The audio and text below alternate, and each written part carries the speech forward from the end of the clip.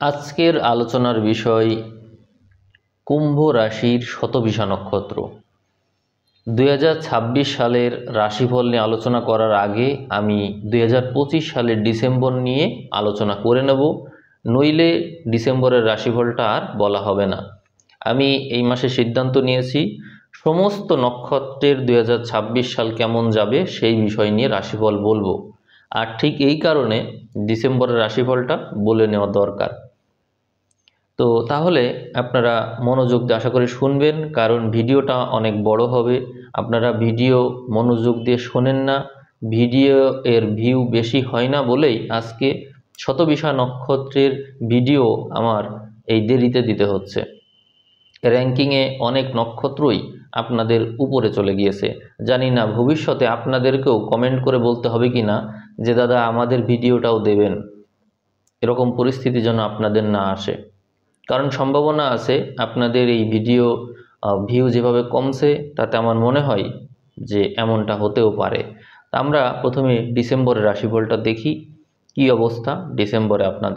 আপনাদের মন খারাপ হয়ে যায় আমার কথা শুনে, কিন্তু আমি যেটা বলি সেটি তো এখান থেকে দেখে বলি, আন্দাজে তো কথা বলি না। আপনাদের নেগেটিভ রাশিফল আমার বলতে হয়, যখন পরিস্থিতি যেমন তেমন তো কথা বলতেই হবে। দেখুন, আপনাদের রাশিতে রাহু বসে আছে দীর্ঘদিন ধরে, এবং এই রাহু 2025 সালের ডিসেম্বর মাসে থাকবে। 2026 সালের আগস্ট মাসে গিয়ে এই রাহু আপনার যে জন্ম নক্ষত্র শতভিষা নক্ষত্র সেখান থেকে সরে যাবে।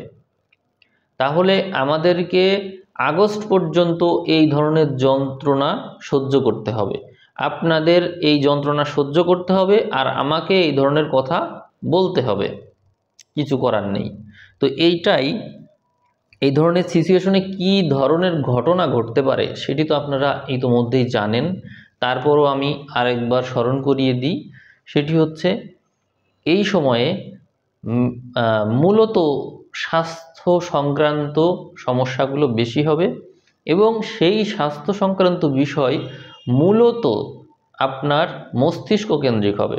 অর্থাৎ আপনার মাথায় নানা রকমের টেনশন থাকবে, আর সেই টেনশনটা কি বিষয় নিয়ে হবে অনেক ক্ষেত্রেই সেই বিষয়গুলো আপনি জানতেও পারবেন না যে কি নিয়ে আপনি মূলত টেনশন করছেন।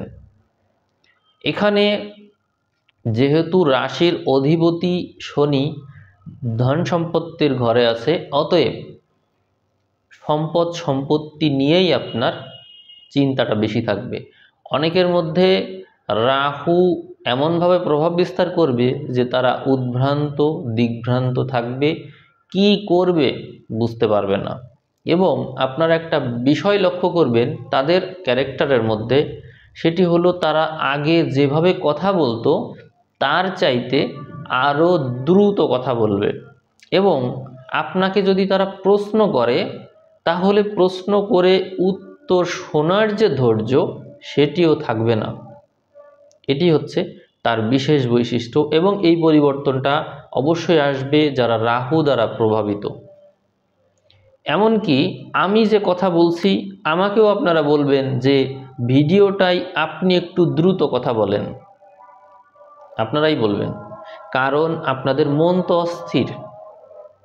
মন অস্থির হলে সবসময় আপনি হয়তো বসে আছেন কিন্তু আপনি আপনার চিন্তার জগতে দৌড়াচ্ছেন। এর কারণে আপনি চাইবেন সব কিছু দ্রুত হোক, কিন্তু মূলত আপনার সমাধান তো তার উল্টা দিকে। অর্থাৎ আপনি যদি শান্তশিষ্ট থাকতে পারেন তাহলেই তো আপনি এর বিপরীত বৈশিষ্ট্য অর্জন করবেন, তাই না? এই জন্য আমার মতামত যে আপনারা মেডিটেশনটা করার চেষ্টা করেন। আপনাদেরকে আজকে আমি যে ভিডিও দেব এই ভিডিওতে চেষ্টা করব আমি বলে দেওয়ার যে কি ধরনের মেডিটেশন আপনারা করতে পারেন। একটা মেডিটেশন আছে শিবের 3 ঘন্টার, কিন্তু 3 ঘন্টা আপনাদের করতে হবে না, আপনারা 3টা মিনিট একটু যদি পারেন তো শুনবেন। একজন কমেন্টে বলেছেন যে সে মেডিটেশনটা কি। কর্পূর গৌরম এটা লিখে সার্চ দিবেন, দেখবেন 3 আওয়ার্স, কর্পূর গৌরম 3 আওয়ার্স লিখে সার্চ দিলে দেখবেন যে শিবের একটা মেডিটেশন আসবে, ওইটা আপনারা শুনবেন, দেখবেন যে দম বন্ধ হয়ে আসছে, এতটাই স্থির, এতটাই সাইলেন্ট।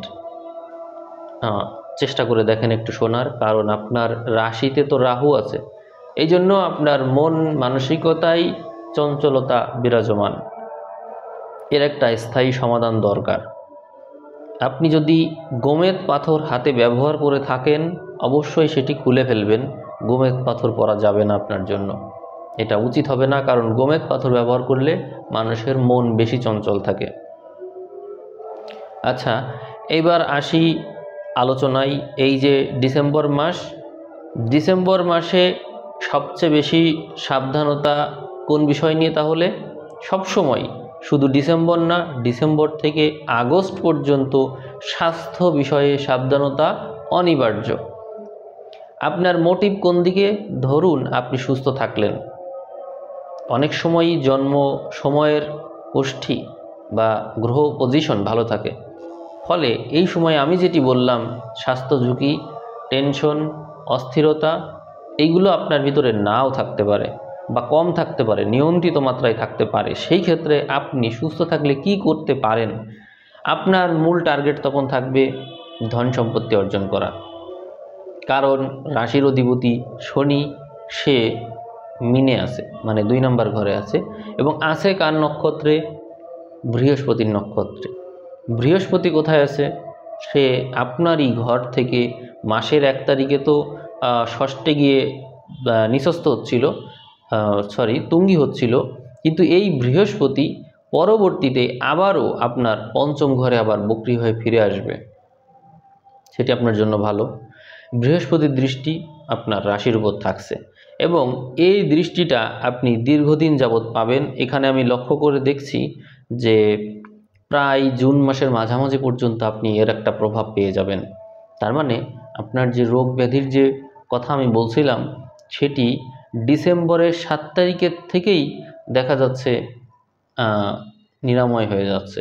অর্থাৎ আপনি ডিসেম্বরের এই 7 তারিখ থেকে এই পাশে জুন মাসের মাঝামাঝি পর্যন্ত পেয়ে যাচ্ছেন একটা সময় যখন আপনার স্বাস্থ্য অনেকটা নিয়ন্ত্রিত।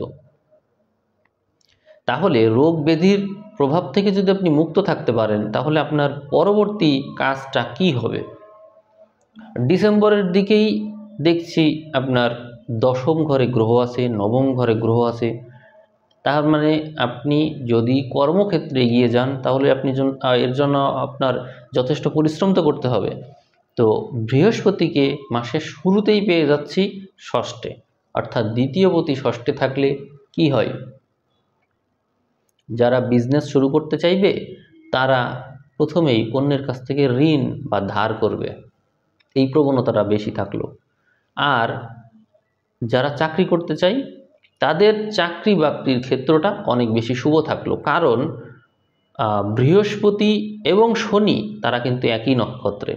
এখানে আমি দেখছি বৃহস্পতি এবং শনি একই নক্ষত্রে অবস্থান করে একে অন্যের সাথে 5ম এবং এইদিকে আবার 9মেও গ্রহ আছে শনির ক্ষেত্র থেকে, ওই সম্পদের ঘর থেকে।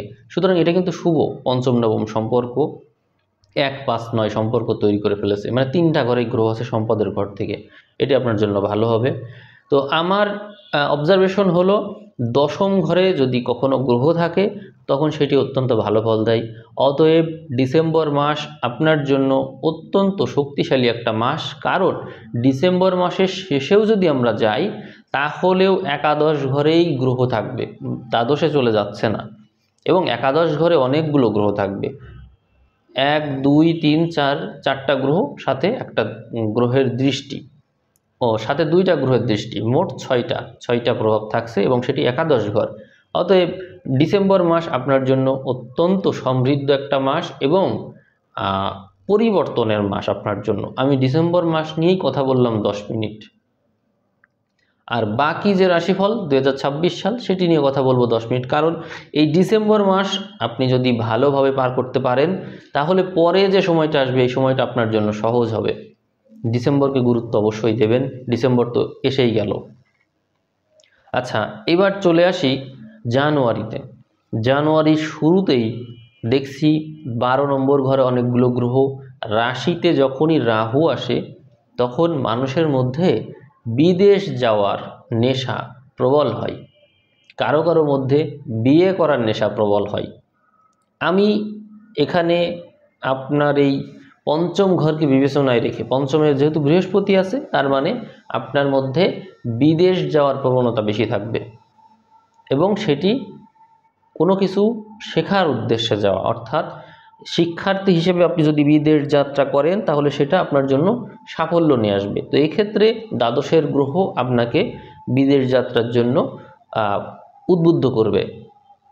তাহলে যারা যারা বিদেশ যেতে চায় তাদের জন্য শুভ, এবং দ্বাদশের অতিরিক্ত গ্রহ আপনাকে দিয়ে ব্যয় করাবে। যারা যারা বিদেশে যাচ্ছে না তারা বিদেশ থেকে অর্থ আয় হয় এরকম কোনো না কোনো কাজ যদি করে তাহলে তারা খুব বেশি লাভবান হবে। যারা ভ্রমণ সংক্রান্ত কাজের সাথে সংশ্লিষ্ট থাকবে তাদের এই সময়ে আয় অনেক বাড়বে। আর যারা চাকরি বাকরি করবে, চাকরি বাকরির ক্ষেত্রে এমন চাকরি আপনি করবেন যেখানে আপনার ছোটাছুটির মাত্রাটা বেশি থাকে। ফেব্রুয়ারি মাসের দিকে যদি চলে যাই, ফেব্রুয়ারিতে আপনার রাশিতে অনেকগুলো গ্রহ চলে আসলো, মঙ্গল, রাহু, বুধ, রবি, শুক্র, এতগুলো গ্রহ। তাহলে এই সময়ে আপনি নানাবিধ কর্মের সাথে যুক্ত অবশ্যই হবেন, এবং পরবর্তীতে তারই প্রভাবে সম্পত্তি অর্জন করতে পারবেন। কর্মক্ষেত্রে অনেকেই জানতে চাই কিভাবে ভালো করতে পারি বা কর্মযোগ আছে কি না। দেখুন, আপনার রাশির উপর দিয়ে যখন অনেকগুলো গ্রহ চলে যাচ্ছে তখন কোনো না কোনো গ্রহ আপনাকে বিশেষত্ব জন্ম সময়ে দিয়েছিল, তার প্রভাব তো আপনি ট্রানজিটে পাবেনই। ফলে এই ফেব্রুয়ারির দিকেই আপনি দেখবেন নানা রকমের সুযোগ আপনাকে নক করবে। ফলে আপনি কোনটা রেখে কোনটা করবেন সেই রকম একটা চিন্তায় পড়ে যেতে পারেন। সেক্ষেত্রে আমি বলবো আগে থেকেই আপনি যে কাজগুলো পারেন সেই কাজগুলোর বিষয়ে একটু স্কিল অর্জন করে নেওয়া ভালো। তাহলে পরবর্তীতে যে সুযোগগুলো আপনার সামনে আসবে আপনি একাধিক সুযোগ ধরতে পারবেন। অর্থ নিয়ে কিন্তু কোনো সমস্যা না, অর্থযোগ আছে এবং অর্থযোগ প্রবল। অর্থযোগ কিভাবে প্রবল? এই যে দেখেন, মার্চের দিকে আপনার সম্পদের ঘরে অনেকগুলো গ্রহ প্রবেশ করলো। মার্চের দিকে অলরেডি আমরা দেখতে পাচ্ছি এখানে যে আপনার রাশিতে 3টা গ্রহ ছিল আর সম্পদের ঘরে যে 2টো গ্রহ ছিল সেইটার সমন্বিত প্রভাব আপনার উপর পড়ছে। এর পরেও আপনার প্রচেষ্টার ঘরে শুক্র থাকছে, মানে টেকনিক্যাল নলেজকে নির্দেশ করে, আর রাহু, মঙ্গল, বুধও টেকনিক্যাল নলেজকে নির্দেশ করে। আপনার নক্ষত্রের অধিপতি সেটাও কিন্তু রাহুর নক্ষত্র। তার মানে আপনার মধ্যে যে টেকনিক্যাল নলেজ আছে, কৌশলে কাজ উদ্ধার করা যায়, এই যে বুদ্ধিটা আছে সেইটিকে কাজে লাগাতে হবে আপনার। টেকনোলজিক্যাল বিষয়ে যারা ভালো, যারা আইসিটি বিষয়ে ভালো, কম্পিউটারের বিষয়ে ভালো বা কৌশলগত কাজে ভালো, তাদের সময়টা মার্চের দিকে, শুধু মার্চ বলবো না, ফেব্রুয়ারির দিকে অনেক শুভ, এবং ডিসেম্বরের দিকেও কিন্তু যথেষ্ট শুভ ছিল। তাহলে আপনাদের কিন্তু অনেকেরই চাকরি হয়ে যাবে, অনেকেরই চাকরি হবে।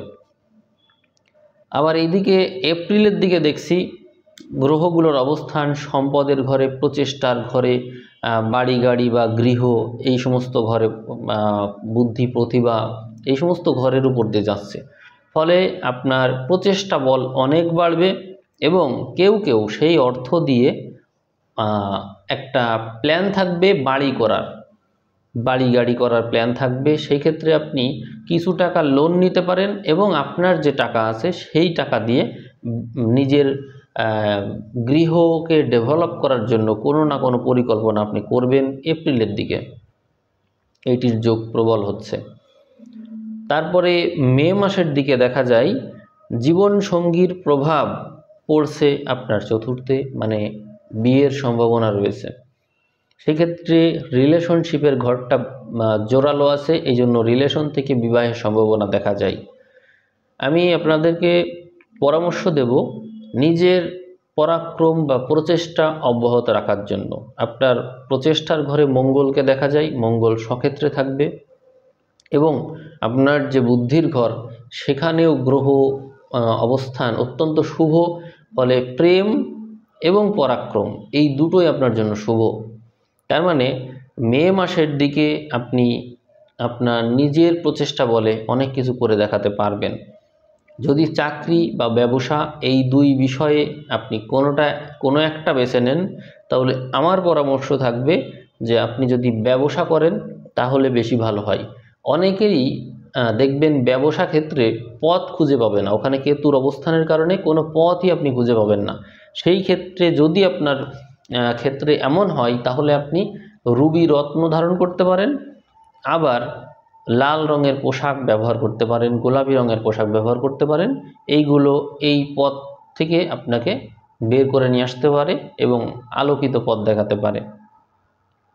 এছাড়াও আপনারা মোবাইল নাম্বারের শেষে 1 সংখ্যাটা ব্যবহার করতে পারেন এবং খেয়াল রাখবেন 1-এর আগে চেষ্টা করবেন 1, 2, 3, 5 অথবা 9 এই সংখ্যাগুলো রাখার, তাহলে জুটিটা সুন্দর হবে এবং আপনার সাফল্যের পথ আরও বেশি স্পষ্ট হয়ে আসবে।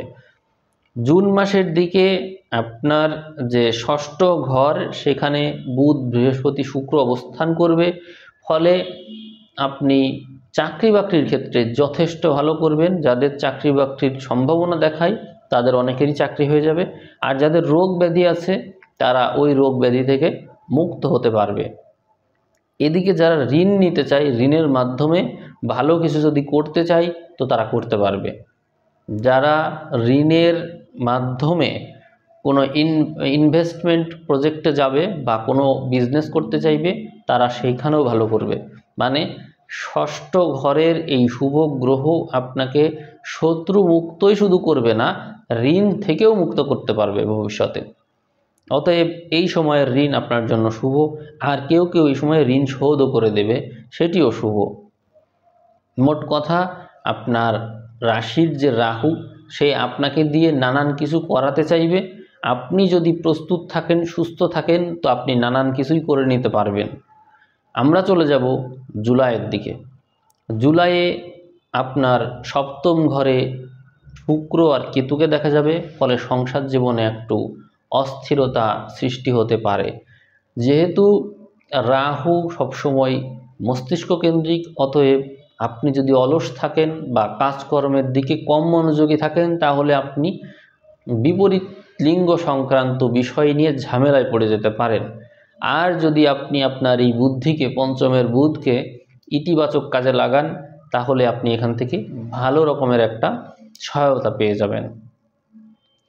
তবে আমি ধারণা করছি এই জুলাইয়ের দিকে রিলেশন ভেঙে যাওয়ার সম্ভাবনার দিকে যাচ্ছে, কারণ সপ্তম ঘরে শুক্রকেতু, সপ্তমপতি রবি ষষ্ঠে, এবং এখানে পঞ্চমপতি বুধ নিজের ঘরে। ফলে আপনার কারোর সাথে রিলেশন হবে, তারই জের ধরে রিলেশন যার সাথে ছিল তার সাথে রিলেশন ভেঙে যাওয়ার সম্ভাবনা থাকবে, এমনটাই ইঙ্গিত পাওয়া যায়। তবে কোনো রিলেশনেই বিয়ে হওয়ার সম্ভাবনা দেখায় না, বরং একটা ঝামেলা সৃষ্টি করে। এরপরে রবি এখানে চলে আসবে, ফলে একটু মিটমাট হবে বা কথা বলার মাধ্যমে সমাধান করার চেষ্টা হবে এবং তা আস্তে আস্তে সমাধানের দিকেও যাবে। ফলে এই সমস্যা থেকে মোটামুটি একটা সলিউশনে আপনি পৌঁছে যেতে পারবেন। এরপরে আপনার মধ্যে তারপরেও এই শুক্রের নিঃস্ব ভাব থাকার কারণে ধন সম্পত্তির প্রতি আপনার যে আগ্রহ থাকে সেই আগ্রহটা কম থাকবে, ফলে আপনি ওই সময়ে দুর্ভাগ্য যোগের ভিতরতে যাবেন। আপনার নানা রকমের সুযোগ অবহেলা করার মতন মানসিকতাও দেখা যাবে আপনার মধ্যে। এরপরে সেপ্টেম্বরের দিকে দেখছি আপনার এই নবম ঘরে শুক্র বুধ, ফলে আপনি আগের যে অবস্থায় ছিলেন সেই অবস্থা থেকে বের হয়ে আস্তে আস্তে ভালোর দিকে যাবেন। এবং ষষ্ঠ ঘরে মঙ্গল ও বৃহস্পতির অবস্থান আপনার মধ্যে একটা হার না মানার যে মানসিকতা, যুদ্ধ করার যে মানসিকতা, চ্যালেঞ্জ গ্রহণের যে মানসিকতা সেটি প্রদান করবে। ফলে আপনি উঠে দাঁড়াবেন এবং চেষ্টার যে তীব্রতা সেটি আপনার মধ্যে দেখা যাবে। এই ক্ষেত্রে জীবন সঙ্গীর সাথে আপনার যে সম্পর্ক, সেই সম্পর্ক থাকলো কি না থাকলো সেটি আপনি আর বিচার বিবেচনায় আনবেন না। সেই ক্ষেত্রে জীবন সঙ্গীর সাথে সম্পর্ক আগের মতো বজায় না রেখে কর্মক্ষেত্রেকেই প্রাধান্য দিবেন। ফলে দেখা যাবে যে কর্মক্ষেত্রে আপনি আস্তে আস্তে ভালো করার শুরু করবেন। এবং অনেকেই এই সময়ে সম্পর্ককে পিছনে ফেলে রেখে বিদেশেও পাড়ি দিতে পারেন, দূরে কোথাও চলে যেতে পারেন, বা কেউ কেউ সংসার ছেড়ে ধর্মীয় কোনো উদ্দেশ্যকে কেন্দ্র করে দূরে চলে যেতে পারেন, এই সম্ভাবনাও দেখা যায়। অক্টোবরের দিকে আবারও দেখা যায় যে নবম ঘরটা শক্তিশালী হচ্ছে, ষষ্ঠ ঘর শক্তিশালী হচ্ছে। ফলে অনেকেই বিদেশ যাত্রার দিকে মনোযোগী হবে, অনেকেই ঋণ নেবে, ঋণ নিয়ে কিছু করতে চাইবে, এটাই হচ্ছে মূল কথা। এবং ভাগ্যের উদয়ের জন্য অনেক প্রচেষ্টা আপনার মধ্যে দেখা যাবে এবং আপনি অনেক ক্ষেত্রে এখানে সফলও হবেন। তবে মনে রাখবেন, এর আগে যে দুর্বলতা আপনার ছিল, বিপরীত লিঙ্গের মানুষের প্রতি যে দুর্বলতা আপনার ছিল, সেই দুর্বলতা তখনও পর্যন্ত আপনাকে বয়ে নিয়ে যেতে হচ্ছে। আপনি আপনার মনোবল তখনও পর্যন্ত পূর্ণরূপে ফিরে পাননি। আমরা যখন নভেম্বরের দিকে যাব তখন আপনি এই সমস্যা থেকে মুক্ত হলেন। তখন আপনার সপ্তম ঘরে বৃহস্পতি মঙ্গল কেতু এসে সমস্যার সমাধান করবে। আপনার নবম ঘরে বুধ শুক্র অবস্থান করবে, দশমে চলে আসবে রবি। এই সময়ে এই নভেম্বরের দিকে আপনি আপনার পূর্ণ বল ফিরে পাবেন এবং কর্মক্ষেত্রে অত্যন্ত সফলতার সাথে এগিয়ে যাবেন। এবং এখানে দেখা যায় নভেম্বর এবং ডিসেম্বর আপনার জন্য অত্যন্ত সফল মাস, কারণ ডিসেম্বরে এই রাহু এখান থেকে সরে আপনার দ্বাদশে চলে যাবে এবং কেতু চলে যাবে ষষ্ঠে। ফলে রাহু কেতু অক্ষ থেকে আপনি মুক্ত হচ্ছেন এই ডিসেম্বরে। এবং এরই প্রভাব আপনার এই জীবনে ব্যাপকভাবে পড়বে। দেখা যাবে আপনার সপ্তম ঘরে মঙ্গল বৃহস্পতি শুধু অবস্থান করছে, সেখানে আর কেতু নেই। ফলে আপনার বিবাহিত জীবন আস্তে আস্তে সফলতার দিকে যাবে। যদি আপনি অলরেডি বিবাহিত হয়ে থাকেন তাহলে এই রাহু যখন এখান থেকে সরে যাচ্ছে অর্থাৎ ডিসেম্বর নাগাদ আপনি আস্তে আস্তে সম্পর্কের মধ্যে শুভত্ব খুঁজে পাবেন। আর যারা বিবাহ করেননি তাদের আমি বলবো ডিসেম্বরের পরে অর্থাৎ 2027 সালে বিবাহ করতে পারেন, কারণ এই সময়ে আপনার অক্ষ মুক্ত হচ্ছে, আপনার সপ্তম ঘর কেতুর প্রভাব থেকে মুক্ত হচ্ছে, ফলে বিবাহ ক্ষেত্রটা শুভ হলো।